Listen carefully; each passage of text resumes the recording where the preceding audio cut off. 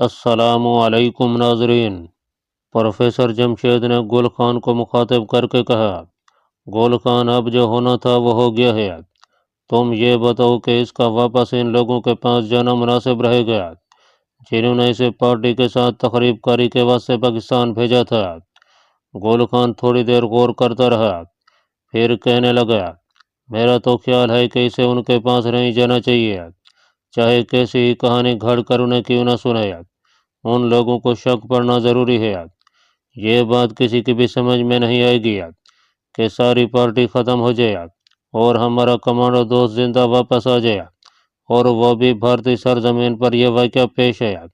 میں نے کہا، میں یہ کہہ سکتا ہوں کہ ہم پاکستان کا بارڈر کراس کر رہے تھے کہ پاکستانی رینجر سے مڈ پھیڑ ہو گئی، ہم نے بھی فائرنگ کی، ہمارا اسلحہ ختم ہو گیا، میرے ساتھی مارے گئے اس فائرنگ میں، اور میں بڑی مشکل سے جان بچا کر نکل آیا ہوں۔ پروفیسر نے کہا، میرا خیال ہے لکشمی دیال بڑا قائم آدمی ہے، وہ تمہاری کہانی پر کبھی یقین نہیں کرے گا۔ میں تو تمہیں یہی مشورہ دوں گا کہ اب تقریب کاروں کے ٹریننگ سینٹر کو بھول جاؤ۔ میں نے اس پر اعتراض کرتے ہوئے کہا، لیکن پروفیسر برائی کی جڑ تو ہے، میں نے آج ان کے 5 تقریب کار ہلاک کیے، لیکن برائی کی جڑ تو اپنی جگہ پر قائم ہے۔ میں تو برائی کو جڑ سے کرنا چاہتا ہوں۔ میں اس ٹریننگ سینٹر کو اس کے چیف لکشمی دیال اور انسٹرکٹر کالی داس سمیت بم سے اڑا دینا چاہتا ہوں۔ نہ رہے بانس نہ بجے بانسری۔ گل خان بولا، میرا خیال ہے تم ایک بار تقریب کاروں کے ٹریننگ سینٹر ضرور جاؤ، نہیں جاؤ گے تو لکشمی دیال اور رحیم بخش کے آگے میری پوزیشن خراب ہونے کا اندیشہ ہے، کیونکہ کانگریسی مسلمان رحیم بخش نے تمہیں میری سفارش پر وہاں بھرتی کرایا تھا۔ ایک بار جا کر وہاں جو ڈرامہ کرنا ہے ضرور کرو، اس طرح میری پوزیشن تھوڑی محفوظ ہو جائے گی۔ اگر لکشمی دیال اور کالی داس نے واقعی تمہاری کہانی پر یقین کر لیا تو اس کے بعد تم بے شک ٹریننگ سینٹر کو بم سے اڑا کر رپوش ہو جانا۔ یہی تو میں بھی چاہتا ہوں۔ میں نے گل خان کی بات کی تائید کرتے ہوئے کہا۔ گل خان نے اس سلسلے میں پروفیسر جمشید سے مشورہ مانگا تو وہ آنکھوں پر اینک جماتے ہوئے کہنے لگا، ٹھیک ہے، یہ ڈرامہ کرنا میرے خیال میں ضروری ہو گیا ہے۔ گل خان نے مجھے کہا، تو پھر تمہیں دیر نہیں کرنی چاہیے، تم ابھی وہاں چلے جاؤ۔ دوپہر کے بعد لکشمی دیال تمہیں ٹریننگ سینٹر میں شاید نہ ملے، مگر اپنا حلیہ ذرا خراب کر کے جانا، یہ تمہاری ذہانت کا امتحان ہے۔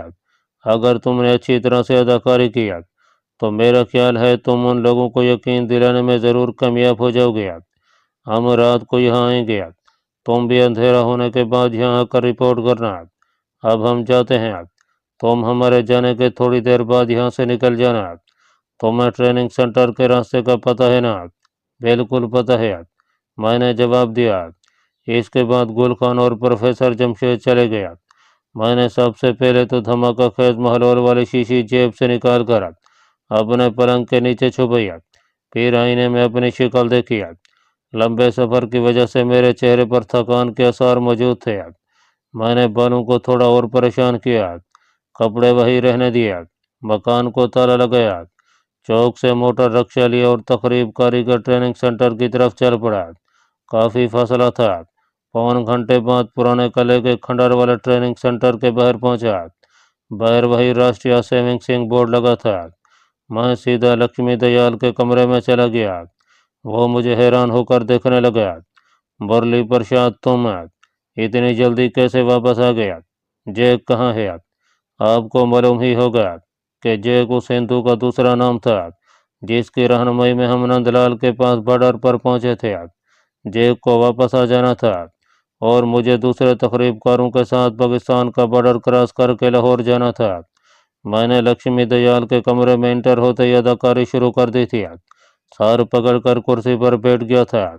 میں نے بڑے مایوسی کے انداز میں اسے ساری کہانی بیان کر دی کہ کس طرح جب ہم پاکستان کا بارڈر کراس کر رہے تھے تو اچانک ایک طرف سے پاکستانی رینجرز کی جیپ اور اس نے فائرنگ شروع کر دیا۔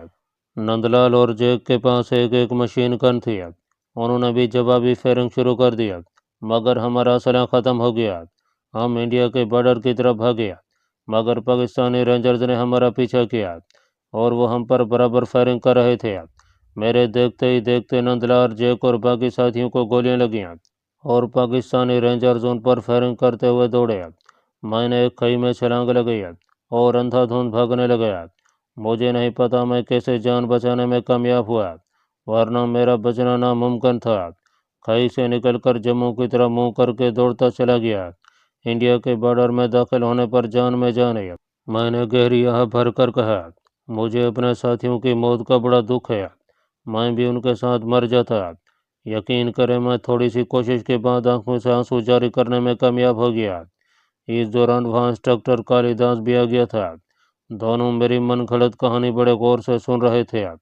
मैं साथ साथ उनके चेहरों का भी जायजा लेता जा रहा था। उनके चेहरों पर किसी किस्म का तासुर नहीं था, बिल्कुल सपाट चेहरे हो गए थे। कभी मुझे महसूस होता कि इन्हें मेरी कहानी पर पूरा यकीन हो गया है। किसी वक्त लगता कि वो मेरी कहानी को महज एक ड्रामा समझ रहे हैं। मैंने हाथ बांधकर अदाकारी करते हुए कहा, सर, मैं आपका दोषी हूँ। मेरा कसूर यह है कि मैं अपने साथियों के साथ नहीं मरा। मेरे प्यारे साथी स्वर्गवास हो गया और मैं जिंदा वहाँ से भाग गया, मगर मेरे पास कोई असला नहीं था। मैं पाकिस्तानी रेंजर्स की फायरिंग का मुकाबला नहीं कर सकता था। मैं आपके सामने पेश हो गया हूँ। अब आपकी मर्जी है, मुझे जो चाहे सजा दें, मुझे कोई एतराज़ नहीं होगा। अगर आप मुझे शूट करना चाहते हैं तो बेशक शूट कर दें। मैं अपने प्यारे साथियों की मौत के बाद खुद भी जिंदा नहीं रहना चाहता। मैं बात खत्म करने के बाद आंखों में चेहरा छुपाकर फूट फूट कर रोने लगा। उस वक्त मुझे अपनी प्यारी बहन याद आ गई थी, जिसको 1947 ईस्वी में एक सिख ने तलवार मारकर शहीद कर दिया था। मेरी आंखों से सिर्फ अपनी बहन को याद करके आंसू जारी थे। लक्ष्मी दयाल कुर्सी छोड़कर मेरे करीब आकर साथ वाली कुर्सी पर बैठ गया और मेरे कांधा थपथपाते हुए बोला, मुरली प्रसाद, जो होना था हो गया। अब रोने से तो वो लोग वापस नहीं आ जाएंगे। अब तुम अगले मिशन की तैयारी करो। इस किस्म के वाक़यात तो हमारे साथ होते ही रहते हैं। मैंने रुमाल से आंखें पूछते हुए कहा, सर, मैं बिल्कुल तैयार हूँ। मुझे हुक्म दिया जाए कि मैं अगले मिशन पर कब रवाना होऊंगा। मैं सबसे पहले पाकिस्तान का बॉर्डर क्रॉस करूंगा। इस पर तकरीबकारों का मुतासब हिंदू इंस्ट्रक्टर कालिदास बोला, अभी तुम ऊपर वाले कमरे में जाकर निहा धोकर आराम करो। रात को तुम्हें अगले मिशन के बारे में तफसील से बताया जाएगा। मैं दिल में बेहद खुश हुआ और मुतमिन भी हो गया कि मेरी अदाकारी कामयाब साबित हुई है और जिस बात का खतरा था वो टल गया है। आज भी जब मैं उस वक्त को याद करता हूँ तो मुझे अपने आप पर ताज्जुब होता है कि मैं इतना आला तरबियत याफ्ता कमांडो और चेहरा शनास होने के बावजूद भी उन लोगों के दिल का हाल उनके चेहरों से ना पढ़ सका। मैं किले की दूसरी मंजिल पर एक कमरे में आ गया। यहाँ पानी के नल के नीचे नहाने के लिए बाल्टी डोंगा पड़ा था। मैं नहाकर ताज़ा दम हो गया। इतने में इंस्ट्रक्टर कालिदास ऊपर मेरे पास आ गया। उसने मुझे जेब से सिगरेट निकाल कर दिया। कहने लगा, 2 साल पहले भी इसी तरह पाकिस्तानी रेंजर्स के साथ झड़प में हमारी पार्टी के 7 आदमी मारे गए थे। ये तो होता ही रहता है। कभी पूरी की पूरी पार्टी बॉर्डर क्रॉस कर जाती है और कभी बॉर्डर क्रॉस करने वाले तजर्बाकार गाइड के होते हुए भी अचानक बॉर्डर फोर्स से मुठभेड़ हो जाती है और हमारे आदमी कुछ मारे जाते हैं, कुछ भाग कर वापस आ जाते हैं। मैंने कालिदास को अपनी पार्टी की पाकिस्तानी रेंजर के साथ झड़प की झूठी कहानी बड़ी तफसील के साथ सुनाई। वो बड़े गौर से सुनता रहा। फिर बोला, बिल्कुल ऐसे ही होता है भैया, तुम तो पहली दफ़ा बॉर्डर क्रॉस कर रहे थे, हम तो अपने अगरवादी पाकिस्तान भेजते ही रहते हैं। उस वक्त मैंने दिल में बाकायदा तय कर लिया कि अब इन लोगों को जिंदा नहीं छोड़ूंगा, क्योंकि ये लोग पाकिस्तान के बड़े खतरनाक दुश्मन हैं। ऐसे दुश्मन जो पाकिस्तान के शहरों में अपने तकरीबकार भेजने से कभी बाज नहीं आएंगे। मुझे मालूम ही नहीं था कि मैं क्या स्कीम बना रहा हूँ और इन लोगों ने मेरे खिलाफ क्या स्कीम तैयार कर रखी है। कालिदास जाने लगा तो बोला, तुम नीचे रसोई में जाकर भोजन कर लो, इसके बाद तुम्हें अगली पार्टी के लीडर से मुलाकात करूंगा। मैं नीचे रसोई में आ गया, जहाँ एक हिंदू बावर्ची गरम गरम फुलके बना रहा था। एक पतीले में दाल थी। मैंने वहीं बैठकर खाना खाया, जेब से सिगरेट निकाल कर पीने लगा, फिर ऊपर उस कमरे में आकर चारपाई पर लेट गया। इतने दिनों से सफ़र करता आया था, मेरी आंख लग गई। जब जगा तो कमरे की बत्ती जल रही थी और कालिदास इंस्ट्रक्टर मुझे ऐसा ऐसा हिला कर जगा रहा था। मुरली प्रसाद, ओ मुरली प्रसाद उठो। जी महाराज। मैं जल्दी से उठ बैठ गया। कालिदास मुस्कुराया, कहने लगा नीचे आओ, तो मैं नई पार्टी के लीडर से मिलूं। मैं उठकर उसके साथ हो गया। मैं सीढ़ियां तय करते हुए पूछा, ये पार्टी कब पाकिस्तान जा रही है सर? मैं बड़ा खुश था कि एक और तकरीबकार पार्टी को नेस्तो नाबूद करने का मौका मिल रहा है। कुछ नहीं तो इस पार्टी में 4-5 हिंदू तकरीबकार तो ज़रूर होंगे। कालिदास बोला, तुम्हारे समेत 4 आदमी होंगे, मगर इस बार तुम अमृतसर अटारी वाले बॉर्डर से पाकिस्तान में दाखिल हो गए। ठीक है सर। वो मुझे तकरीबकारी के ट्रेनिंग सेंटर के चीफ लक्ष्मी दयाल के कमरे में ले आया। वो चाय पी रहा था। उसने मुझे चाय बना कर दिया और बड़े राजदाना अंदाज में कहने लगा, तुम्हारे साथ 3 और आदमी होंगे। ये बड़े पुराने स्मगलर हैं और बॉर्डर क्रॉस करते रहते हैं। इस बार ये पाकिस्तान में हमारे लिए बमों के धमाके करने जा रहे हैं। हम इन्हें भारी रकम अदा कर रहे हैं। वैसे भी चूंकि वो हमारी तरह हिंदू हैं, इसलिए पाकिस्तान के खिलाफ तकरीबकारी पर बड़ी आसानी से तैयार हो गए हैं। इसके बावजूद हम उन्हें मुआवजा भी देंगे। तुम इस पार्टी के लीडर हो गया। मैं दिल में बेहद खुश हुआ कि ये लोग मुझ पर किस कदर एतमाद कर रहे हैं। मेरी अदाकारी वाकई काम कर गई थी। मैंने कहा, सर आपका धन्यवाद है। मैं यकीन दिलाता हूँ कि इस बार मैं पाकिस्तान में जाकर वो तबाही मचाऊंगा कि वहाँ के लोग मुझको याद करेंगे। लक्ष्मी दयाल ने कालिदास की तरफ मुस्कुरा कर देखा। कालिदास, हमें ऐसे जवान चाहिए जो शिवाजी मराठा का रोल अदा कर सकें। वो मेरी तरफ मुतवज्जे होकर बोला, 3 आदमी रात को यहाँ पहुँच जाएंगे। तुम्हारी पार्टी रात के ठीक 12 बजे यहाँ से एक खास ट्रक में अमृतसर की तरफ रवाना होगी। रेलगाड़ी में हम तुम्हें इसलिए नहीं भेज रहे कि हम इस मिशन को खुफिया रखना चाहते हैं। अमृतसर से तुम्हें एक गांव में ले जाया जाएगा। वहाँ तुम्हें ट्रक छोड़कर वापस आ जाएगा। आगे एक सिख स्मगलर तुम लोगों को एक खास जगह से बॉर्डर क्रॉस करेगा और पाकिस्तान के अंदर एक खुफिया जगह पर ले जाएगा, जहाँ हमारा आदमी तुम्हें बताएगा कि तुम लोगों ने पाकिस्तान के किस किस शहर में बमों के धमाके करने हैं। कोई सवाल पूछना हो तो पूछ सकते हो। मैंने कहा, सर सब ठीक है, मैं तो अभी रवाना होने के लिए तैयार हूँ। लक्ष्मी दयाल उठकर मेरे पास आया, मेरे शानों को सहलाते हुए बोला, शाबाश, तुम्हें तुम्हारे जैसे अग्रवादी और पाकिस्तान के दुश्मन चाहिए। अभी तुम जाकर आराम करो। जब वो आदमी आएंगे तो तुम्हें बुला लिया जाएगा। मैं नमस्कार करके ऊपर कमरे में आ गया। ये सोचकर खुश हो रहा था कि मुझे एक बार फिर दुश्मनों को मौत के घाट उतारने का मौका मिल रहा है।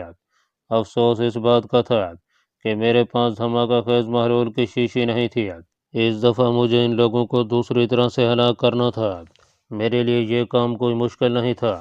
एक तजर्बाकार कमांडो के पास अपने दुश्मन को हलाक करने के वास्ते कई तरीके होते हैं। मैं सिगरेट पीता और सोचता रहा कि इस बार इन तकरीबकारों को किस तरह हलाक करूंगा। इतने में इंस्ट्रक्टर कालिदास भी आ गया। वो मुझसे हमारे नए मिशन और नई पार्टी के आदमियों के बारे में बातें करने लगा। उसने मुझे खास तौर पर कहा, मुरली प्रसाद, तुम्हारे साथ जो आदमी जा रहे हैं ये लोग पेशेवर स्मगलर हैं। तुम्हें उन पर निगाह रखनी होगी। पाकिस्तान पहुंचकर उन लोगों को अकेला नहीं छोड़ना। अपनी निगरानी में उनसे बम लगवाना। मैंने बड़ी शान से कहा, सर आप फिक्र ही न करें, मैं उन लोगों की पूरी निगरानी करूंगा और उन पर कड़ी निगाह रखूंगा। हर एक से उसकी ड्यूटी पूरी लूंगा। शाबाश। कालिदास ने वहीं चाय मंगवा लिया। हम चाय पीते और बातें करते रहे। कालिदास कहने लगा, तुम इस बार पहला बम का धमाका लाहौर के रेलवे स्टेशन पर करोगे। हमने ग्वाल मंडी में बम धमाके का प्रोग्राम तब्दील कर दिया है। वहाँ तुम 2 दिन बाद धमाका करोगे। मैंने बड़े मसनूई जोश के साथ कहा, सर मैं तो सबसे पहले ग्वाल मंडी में धमाका करना चाहता था, क्योंकि वहीं मेरे माता पिता जलकर मर गए थे। कालिदास ने मेरी बात टोक कर कहा, मर गए थे ना कहो, स्वर्गवास हो गए थे कहा करो। फौरन मुझे अपनी गलती का एहसास हो गया। असल में मैं मुसलमान था, अगरचे मैंने हिंदू का रूप धार रखा था, मगर मैं बोलते वक्त उन लोगों के खास खास मौका पर बोले जाने वाले खास अल्फाज भूल जाता था। मैंने जल्दी से कहा, स्वर्गवास हो गए थे। इस तरह अपने नए मिशन पर गुफ्तगू करते रात के 11:30 बज गया। نیچے سے ایک آدمی نے آ کر اطلاع دیا کہ باہر سے تینوں مہمان آ گئے ہیں۔ کالی داس بولا، جلدی سے نیچے آ جاؤ، کوئی خاص چیز ساتھ لے جانی ہے تو وہ بھی لے لو، تو میں یہیں سے امرتسر اٹاری بارڈر کی طرف روانہ ہونا ہے۔ نیچے لکشمی دیال کے کمرے میں 3 آدمی دیہاتی قسم کے بیٹھے۔ میں نے انہیں پرنام کیا۔ لکشمی دیال نے ان کا تعارف کرواتے ہوئے کہا، مرلی پرساد، یہ تمہاری پارٹی کے آدمی ہیں۔ پھر اس نے ان سب کے باری باری نام بتایا۔ سب نے مجھے ہاتھ جوڑ کر پرنام کیا۔ لکشمی دیال انہیں سمجھانے لگا، مرلی پرساد تمہارا پارٹی لیڈر ہو گیا، تو میں اس کی ہر بات کا اس کا ہر حکم ماننا ہوگا، جیسے یہ کہے گا تم ویسے ہی کرو گے۔ تینوں آدمیوں نے سر ہلاتے ہوئے باری باری کہا، صاحب ہم ایسا ہی کریں گے جیسا یہ لیڈر ہمیں بتائے گا۔ تینوں آدمی پکی عمر کے تھے اور چہرے مورے سے بڑے تجربے کار اور چلاک لگ رہے تھے۔ ہم نے وہیں بیٹھ کر چائے پیا۔ باہر کسی ٹرک کے کلے کے ہاتھے میں داخل ہونے اور پھر رکنے کی آواز آئی۔ کالی داس نے کہا، ٹرک آ گیا ہے، ہم باہر نکلے۔ لکشمی دیال نے میرے کاندھے پر ہاتھ رکھ کر رازداری سے کہا، مرلی پرساد، امرتسر کے قریب گاؤں میں جہاں یہ ٹرک تم لوگوں کو چھوڑ دے گا وہاں تمہیں ہمارا خاص آدمی ملے گا، اس کا نام ہربھجن سنگھ ہے۔ وہاں سے تمہارا پارٹی لیڈر ہربھجن سنگھ ہوگا، وہی تمہیں بارڈر کراس کرے گا، ذرا ہوشیار رہنا، مجھے تم پر بھروسہ ہے۔ میں نے کہا، سر میری طرف سے نشچنت رہیں، یہ مشن ہمارا سب سے کامیاب مشن ہوگا۔ لکشمی دیال نے میرے کاندھے پر ہاتھ پھیرا اور کہا، شاباش جاؤ اور ٹھہرو۔